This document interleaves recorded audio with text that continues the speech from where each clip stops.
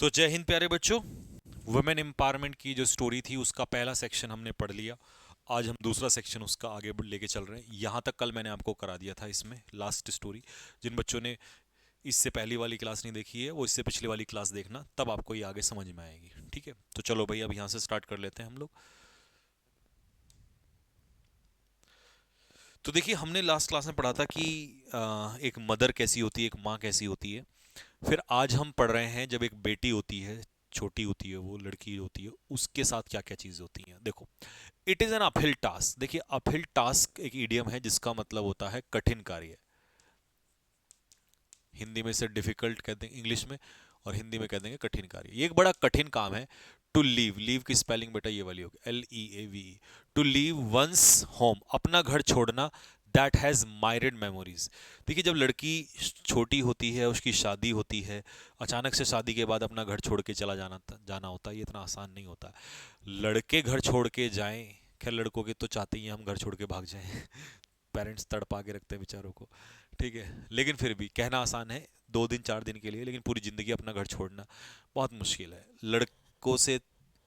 देखिए कुछ समय के लिए तो छोड़ सकते हैं।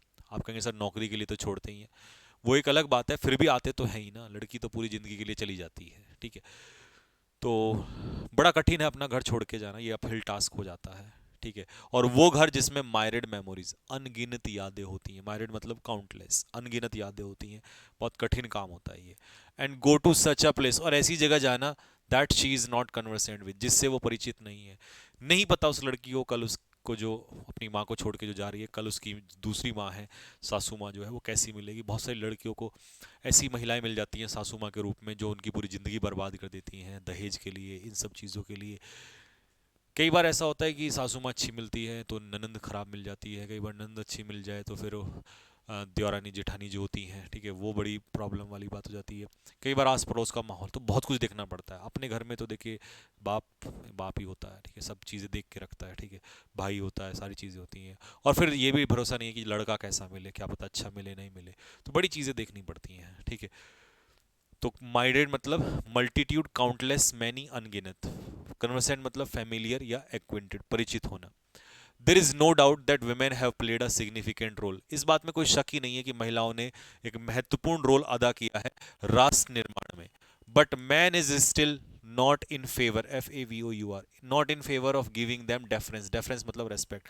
लेकिन पुरुष आज भी प्रधान है। पुरुष हमारी समाज में आज भी, बहुत सारे पुरुष, मतलब सभी नहीं लेकिन बहुत सारे पुरुष जो हैं उनको सम्मान देना नहीं चाहते हैं। Women play second fiddle in society, समाज में आज भी महिलाओं को सेकंड रोल दिया जाता है, पहला रोल जो है वो पुरुषों का ही माना गया है। एंड सिंस हर चाइल्डहुड, और बचपन से ही, she has been brain fed. She मतलब यहाँ पर किसी बेटी, अब जिक्र बेटी का चल रहा है, माँ का वहां पर ओवर हो गया था। तो उस बेटी को ये ब्रेन फेड मतलब सिखाया जाता है, टीच करना, सिखाया जाता है that she will one day leave her किथ एंड किन, कि एक दिन उसे अपने सगे संबंधियों को छोड़कर जाना पड़ेगा। पैदा होते ही उसको ये माइंड में डाल दिया जाता है कि तुझे छोड़कर जाना पड़ेगा। लड़कों के माइंड में अगर ये चीज़ डाल दी जाए, सोचो कितना बुरा लगेगा उनको। ठीक है, तो कहीं ना कहीं ये डाउट उनके मन में रहता है कि यार आधी ज़िंदगी यहाँ, आधी कहीं और, भरोसा नहीं है। तो ये भी एक तरीके से डिमोटिवेट करता है कई चीज़ें। 10 इस प्रकार दिन रात, डे इन डे आउट का मतलब है दिन रात। इट हॉन्ट्स अर, हॉन्ट का मतलब है कोई चीज़ बार बार दिमाग को परेशान करना, चुभना। तो ये चीज़ उसको परेशान करती है बार बार। That the house, the home where she lives, जहाँ वो रहती है, does not belong to her. बचपन से ही एक लड़की को ऐसे लगने लग जाता है कि ये जो घर है ये उसका अपना नहीं है, यार एक दिन से छोड़ के जाना पड़ेगा। तो ये फीलिंग जो आती है ना लड़के लड़की में, ये कहीं ना कहीं बहुत दिक्कत वाली चीज़ है, बड़ी समस्या पैदा करती है। वेयर अपॉन, वेयर अपॉन का मतलब है जिसके तुरंत बाद। हर जेलस, जेलस मतलब यहाँ पर जोश, उसका जो जोश है of achieving goals start diminish, diminish मतलब कम होने लग जाता है। अब किसी को भी तुम ये कह दोगे ये घर तुम्हारा नहीं है, कल तुम्हें छोड़ के जाना पड़ेगा, तो उस घर में बहुत सारी चीज़ें अचीव करना, अपना सब कुछ पाना बड़ा टफ हो जाता है। लगता है कि पता नहीं लाइफ कैसी होगी, क्या होगा। तो कहीं ना कहीं ये भेदभाव भी माँ बाप को नहीं करना चाहिए। ठीक है, एक दिन शादी होगी तो चली जाएगी, लेकिन बचपन से ये सब चीज़ें उनके माइंड में नहीं डालनी चाहिए। तो ये मीनिंग तो आप यहाँ से देख लेना, मैं आपको बता ही रहा हूँ साथ के साथ। सी इज सेंश्योर्ड, सेंश्योर का मतलब होता है आलोचना करना। अब माँ का केस खत्म हुआ, बेटी का रोल खत्म हुआ, अब हम शी मतलब यहाँ पर वाइफ, तो जब वो लड़की वाइफ बन जाती है उसके बाद की समस्या क्या है। एक वाइफ को, एक बेटी को आगे जाके कई बार आलोचनाएं झेलनी पड़ती हैं। Still she is expected to stand by her husband, लेकिन फिर भी उससे ये एक्सपेक्ट किया जाता है कि वो अपने हस्बैंड का स्टैंड बाय मतलब उसको सपोर्ट करे। मतलब उस बेचारी को प्रताड़नाएं भी झेलनी है, उसको क्रिटिसिज्म भी झेलना है, और फिर भी उसके हस्बैंड को वो सपोर्ट करे। हस्बैंड चाहे मारपीट करे, कुछ भी करे, ठीक है। मैं ये 100% सोसाइटी की बात नहीं कर रहा हूँ, 100% लोग एक जैसे नहीं होते, लेकिन आज भी हमारे समाज में ये समस्याएं हैं। थ्रो ऑल व्हील, और व्हील एंड वो का मतलब होता है जॉइंट सोरो, हर सुख और दुख में वो उसका साथ दे, ठीक है। शी हैज टू रिकंसाइल, और उस लड़की को शादी के बाद उसे झुकना पड़ता है, हार माननी पड़ती है। किसके सामने? To the demands of her in laws, अपने ससुराल वालों की मांग के सामने। अब डिमांड बड़ी बड़ी हो जाती हैं, दिन भर काम करो, ये करो, दहेज नहीं लेकर आई तुमने क्या दिया, तेरे बाप ने क्या दिया, ये सारी चीजें। तो इन सब के सामने वो बेचारी जो है घुटने टेक देती है, गिव अप कर देती है, ठीक है। People who have insular views, insular views का मतलब है नैरो माइंड अप्रोच, लोग जिनके विचार छोटे विचार हैं। ऐसे लोग जो समाज में हैं, इस प्रकार के लोग हैं जिनके इंसुलर व्यूज हैं। इंसुलर का मतलब होता है Orthodox views, narrow mind approach. Look down upon her in many ways, और ऐसे लोग उस लड़की को शादी के बाद गलत, अलग अलग तरीके से नीचा दिखाते हैं। लुक डाउन अपॉन का मतलब होता है डिसरेस्पेक्ट, ह्यूमिलिएट, बेइज्जत करना, नीचा दिखाना। तो ये मीनिंग सब लिखे हुए हैं मैंने यहाँ पर। पैरोइकल, नैरो माइंडेड, ये लिखी दी यहाँ पे। डॉगमेटिक अप्रोच भी वही होती है, ठीक है, छोटी सोच।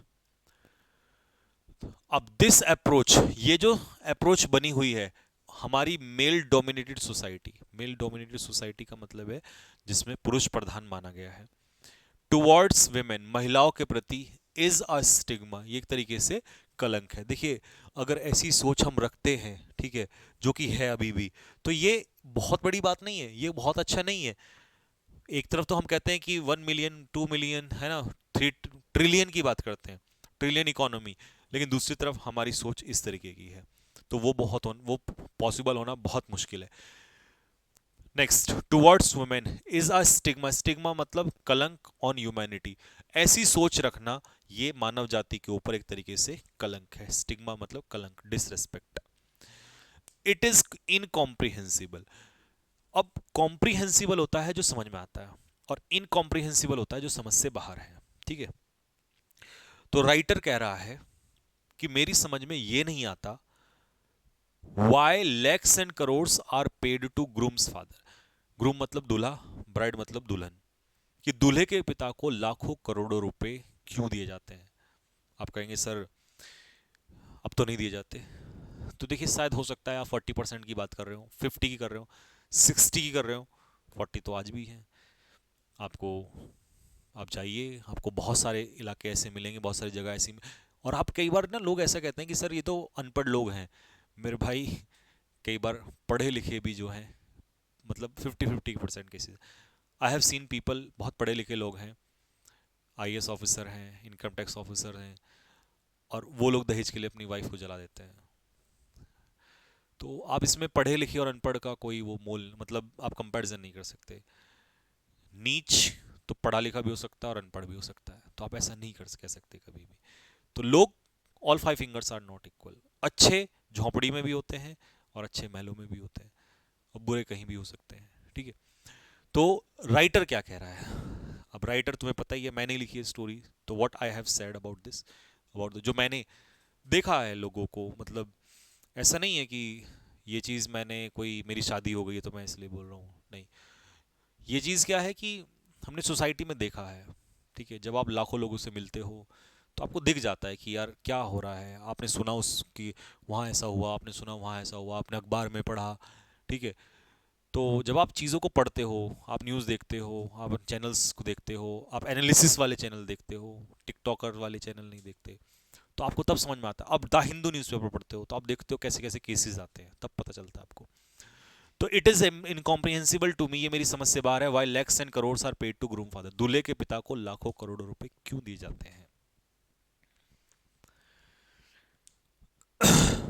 इट इज डिसअपॉइंटिंग, और ये बड़ी दुख की बात है जब दूल्हे का फादर एक्सेप्ट कर लेता है and even ask, ask for का मतलब है डिमांड, एक्सेप्ट कर लेता है। और बुरा तो तब है जब वो मांग करता है इसकी।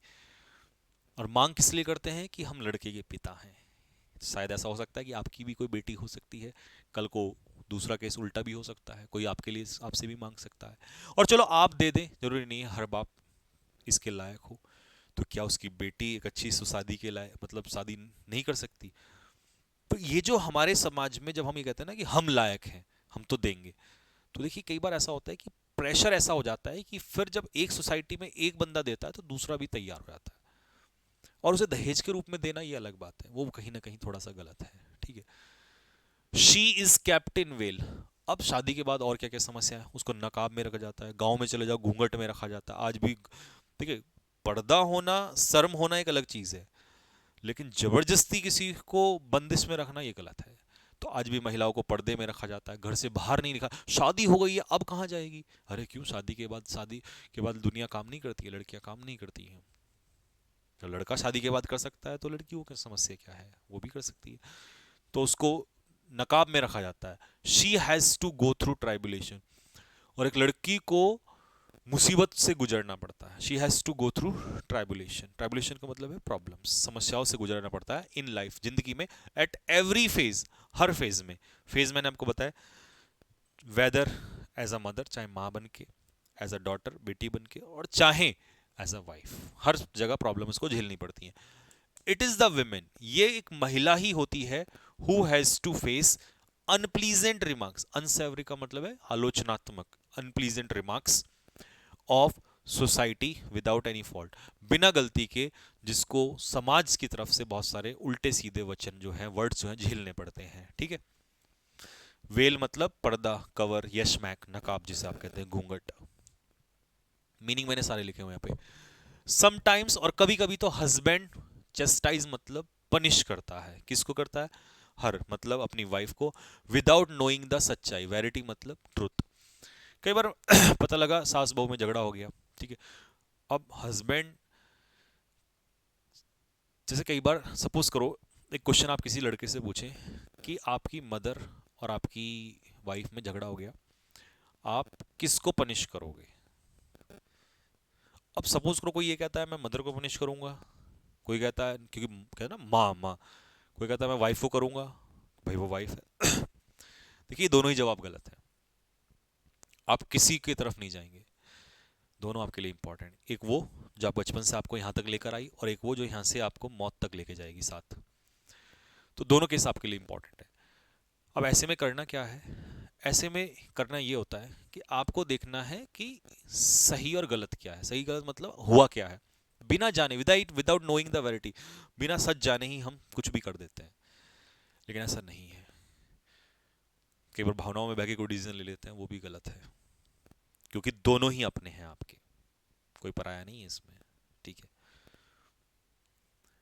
तो विदाउट नोइंग द वेरिटी, सच्चाई जाने बिना डिसीजन नहीं लिया जाता है। हाँ, आप जानिए पहले हुआ क्या था, आप देखिए किसका फॉल्ट रहा था। अब जिसका फॉल्ट रहा आप उसको मारपीट कर दें, वो भी गलत है। आपने चलो मान लिया, मैंने एक केस मान लिया कि चलो माँ की गलती नहीं थी, वाइफ की कोई गलती थी, तो आप वाइफ के साथ मारपीट कर दें, बोला नहीं गलती है तो करेंगे, वो भी गलत है। तो फिर इसमें करना क्या चाहिए? इसमें पार्ट ये आता है कि आप समझाइए। देखिए समझाने से चीजें समझ में आती हैं, एक बार नहीं समझाओगे, दो बार। सोचिए जब आप बच्चे थे, आप मिस्टेक करते थे, तो माँ आपको समझाती थी, दूसरी बार आप कहेंगे सर वो तो मारती भी थी, तो आप बच्चे थे उस समय पर। अब जिसके आप साथ हैं वो बच्ची नहीं है, उसको समझ में आती है, बट समझाने वाला होना चाहिए। आप प्यार से समझाओ, थोड़ा इमोशनली समझाओ, समझने वाला समझता है, बट आप समझाएं तो। ठीक है। तो ये एक सॉल्यूशन होता है। आप मदर की गलती है, आप मदर को प्यार से समझाइए, हर चीज का तरीका होता है। ठीक है। इफ एनीथिंग गोज रॉन्ग, और मान लो अगर कोई चीज गड़बड़ भी हो जाए बिटवीन द टू, इन दोनों के बीच में, हस्बैंड और वाइफ के बीच में, इट इज द लेडी, ये महिला ही होती है, whose life comes to a deadlock, जिसकी जिंदगी थम जाती है। डेडलॉक का मतलब होता है ठहराव। मान लो हस्बैंड और वाइफ के बीच में कोई प्रॉब्लम हो गई, तो आपने क्या देखा होगा, डाइवोर्स हो गया। अब जो हस्बैंड है वो अलाउड होता है हमारे समाज में कितनी भी शादी कर सकता है उसके बाद भी, लड़की के लिए दोबारा लाइफ स्टार्ट करना बड़ा मुश्किल हो जाता है।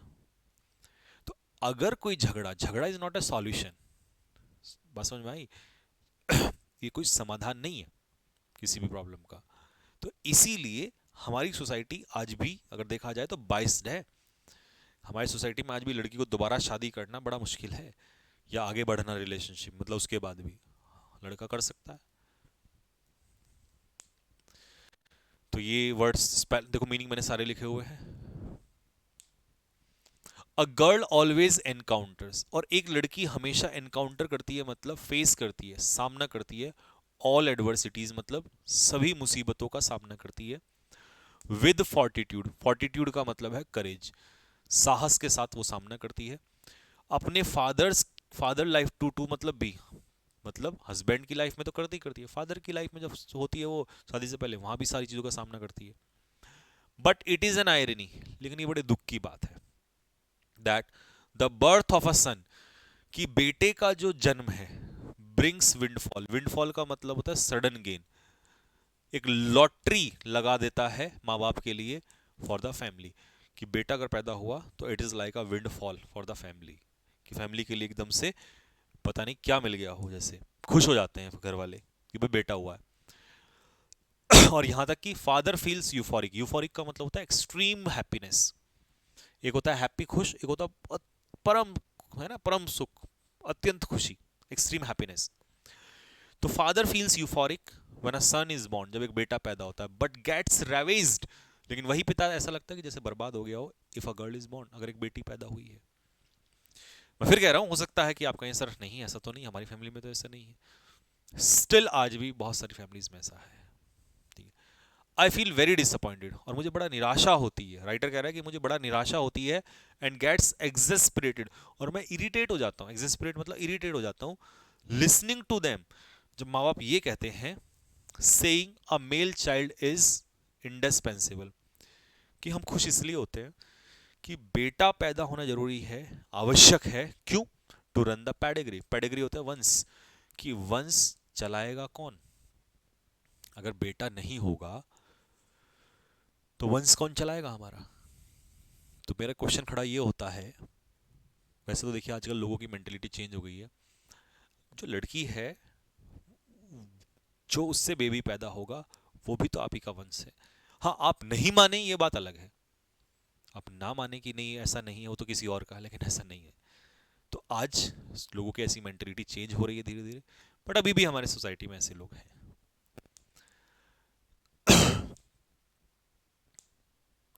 A female child is not accepted with open arms, open arms मतलब दिल से स्वागत नहीं किया जाता है एक बेटी का, बाय द पेरेंट्स। 10, और यही कारण है, क्योंकि माँ बाप नहीं चाहते हैं, यही कारण है फीटीसाइड, फीमेल फीटीसाइड सुना है, कन्या भ्रूण हत्या, माँ की कोख में ही मार देते हैं। अगर माँ ना चाहे, बाप ना चाहे, तो कैसे कुछ हो सकता है? नहीं। तो माँ बाप की विलिंगनेस की वजह से ही फीटीसाइड या पैदा होते ही इन्फेंटिसाइड और रेम्पेंट, रेम्पेंट का मतलब है wide spread, wide spread, and unbridled मतलब अनकंट्रोल्ड, ये चीज चारों तरफ है और बेलगाम है, इस पर कोई कंट्रोल नहीं है। नाउ एंड देन का मतलब है मैनी टाइम्स, बहुत बार ऐसा होता है कि बहुत सारे गायनेकोलॉजिस्ट वो होते हैं जो फीमेल स्पेशलिस्ट होते हैं, मतलब जैसे चाइल्ड स्पेशलिस्ट होता है, ऐसे महिलाओं का, यानी कि विमेन स्पेशलिस्ट का मतलब है जो महिलाओं की बीमारी को सॉल्व करते हैं, उसको देखते हैं। ठीक है, तो उसे कहते हैं गायनेकोलॉजिस्ट, लिखा है मैंने, वुमेन स्पेशलिस्ट, स्त्री रोग विशेषज्ञ। एंड क्वैक, क्वैक होते हैं जो गांव वगैरह में देखा होगा, झोला छाप डॉक्टर्स होते हैं, जो कुछ नहीं पता होता, गांव में ऐसे केस बहुत करते हैं वो लोग।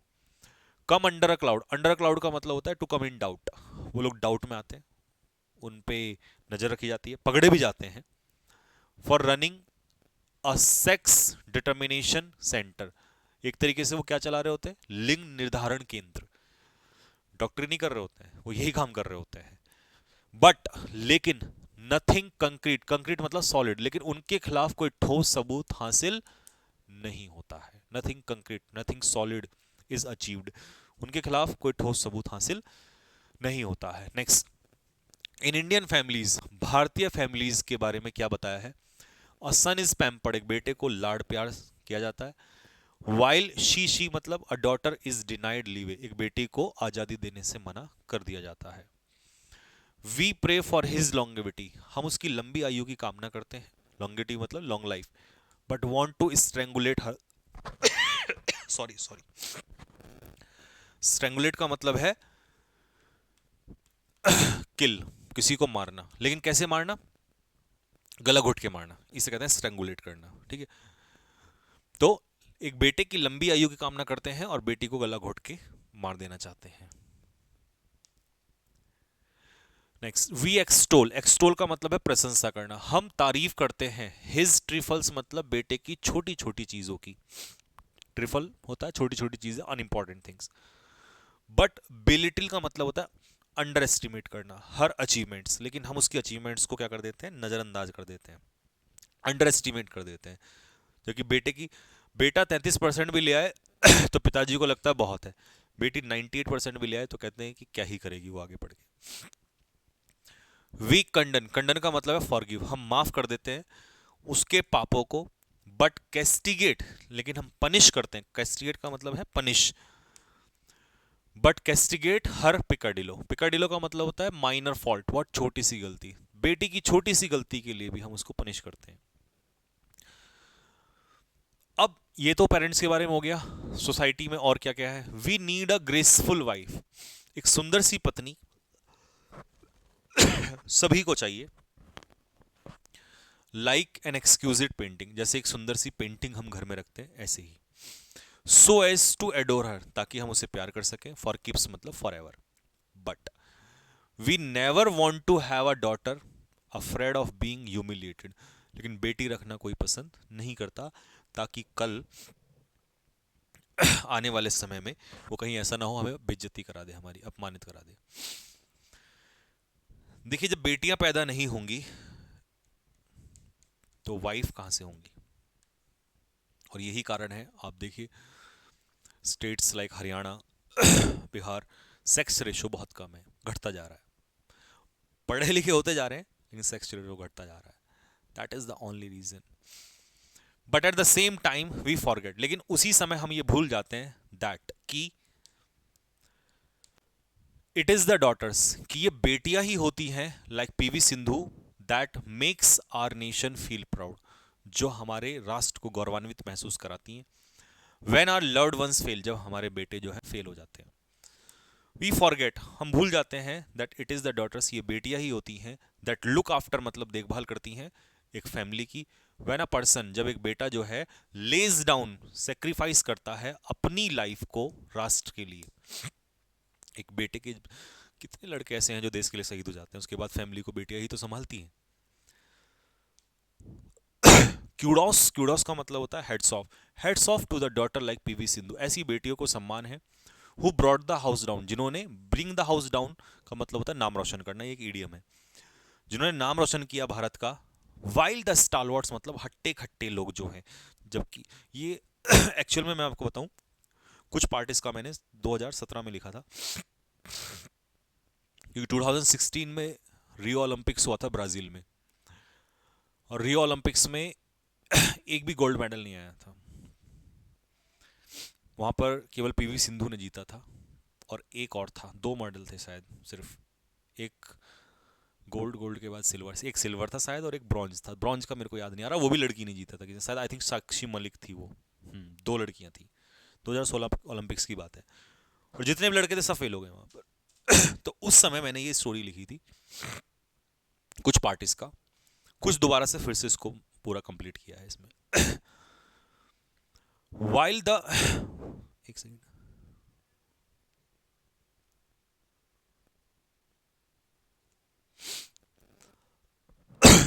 कुछ इसका पार्ट जो है वो मैंने अभी ऐड किया इसमें।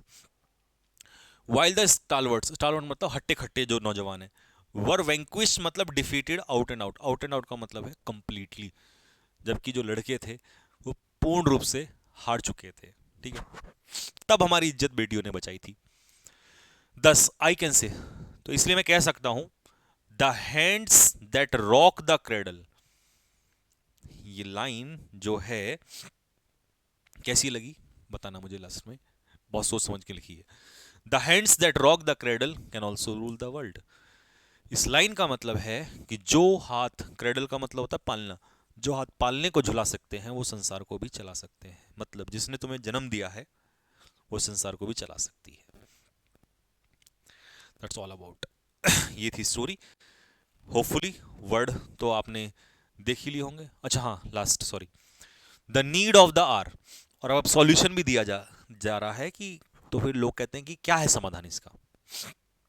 The need of the hour is to change social attitude. देखिए कपड़े मत बदलिए, अपना नजरिया बदलिए। कपड़े बदलने से इंसान अच्छा नहीं हो जाता। The need of the hour is to change social attitude towards women. महिलाओं के प्रति आप अपना नजरिया बदलिए। अगर आपने नजरिया बदल दिया तो सब कुछ बदल जाएगा। कारण क्या है मैं बताता हूँ। क्योंकि हम दूसरे घर में तो बदलाव चाहते हैं, अपने घर में नहीं चाहते हैं। Change yourself, the world will change itself. Only then we can eradicate, मतलब जड़ से मिटाना, ऑल इविल्स अगेंस्ट वुमेन। अगर हर इंसान खुद को बदल लेगा तो समस्याएं ही अपने आप खत्म हो जाएंगी। तो कपड़े नहीं बदलने हैं, सोशल एटीट्यूड बदलना है आपको, तभी हम जड़ से मिटा सकते हैं चीज़ों को। तो अब ये नोट्स अपना कॉपी पे बनाना, लिखना आप लोग, ठीक है। थोड़ा सा मेरे गले में प्रॉब्लम है हल्का सा। तो see you guys in the next class. Till then, जय हिंद, जय भारत।